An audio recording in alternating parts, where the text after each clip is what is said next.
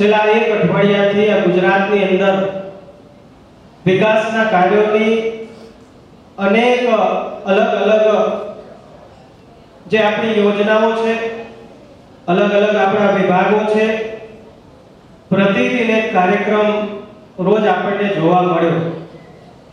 અને આજે એક સાથે રાજ્યના મુખ્યમંત્રી શ્રી ભૂપેન્દ્રભાઈ પટેલ સાહેબના નેતૃત્વમાં આખા રાજ્યની અંદર આજે આ સમાપનનો કાર્યક્રમ થઈ રહ્યો છે. 2001 પહેલા ગુજરાત મોરબી કે કચ્છ કેવું હતું? હમણાં આપણે બધા ભેગા મળી કરીને 25 વર્ષના સુશાસનની ઉજવણી કરી, એનો આ એક ભાગ છે. પણ એ 25-30 વર્ષના યુવાનને આપણે પૂછશું તો એને ખબર નહીં હોય કે ભૂતકાળની અંદર ગામડાઓની શું સ્થિતિ હતી, શહેરોની શું સ્થિતિ હતી, શું કાયદો વ્યવસ્થા કે શું માળખાકીય સુવિધાઓ. મેં કીધું એ રીતે 2001 ની અંદર મુખ્યમંત્રી તરીકે આદરણીય શ્રી નરેન્દ્ર મોદી સાહેબે ગુજરાતની સત્તા સંભાળી. મોદી સાહેબ હંમેશા આપણને એમ કહે છે કે આ દેશને વિકસિત ભારત બનાવવો છે. 2047 માં આ દેશ આત્મનિર્ભર હશે, વિકસિત હશે. તો એકલા મોદી સાહેબથી નહીં થાય મિત્રો. અહીંયા બેઠેલા તમારા ને મારી એટલી જવાબદારી છે આ દેશના નાગરિક તરીકે કે સરકારના અને મોદી સાહેબના ખંભે ખંભા મિલાવીને કામ કરવું પડશે. તો આત્મનિર્ભર ભારત મિત્રો ક્યારે બનશે? જે સ્વદેશીનું અભિયાન મોદી સાહેબે આ પહેલ કરી છે ને આપણને બધાને કીધું છે કે આપણે બધા સ્વદેશી સાથે જોડાઈએ, વોકલ ફોર લોકલ સાથે આપણે બધા અભિયાનની અંદર જોડાઈએ. તો વિકસિત ભારત ક્યારે બનશે મિત્રો? તો કે પહેલા આત્મનિર્ભર બનવું પડશે.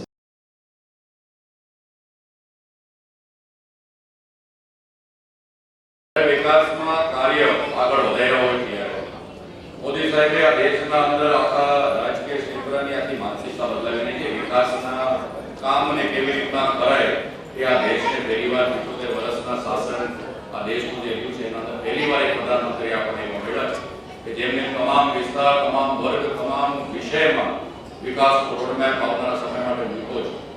અંતે 47માં વિકસિત ભારત તરીકે ભારતનું નિર્માણ થાય એના માટે તમામ વિષયમાં એમને જ્યારે વિચાર્યું હોય ત્યારે 20 વર્ષનો શહેરી વિકાસનું પણ કાર્ય થઈ રહ્યા છે.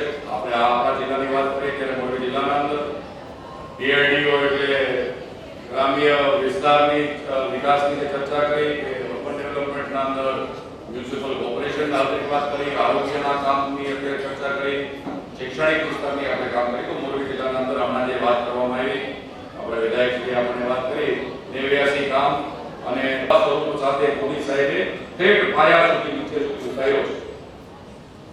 ગામડામાં કોઈ કહેવત હતી ને કે ગામનું પાણી સીમમાં રહેવું જોઈએ, એ માનસિકતા સાથે દેશનું ઉત્પાદન કરેલી વસ્તુ જેના અંદર એવી પ્રોડક્ટ જેના અંદર દેશના પરસેવો વાળેલો હોય, દેશની માટીની સુગંધ જેના અંદર હોય, એ પ્રોડક્ટ આપણે આજથી અપનાવી એને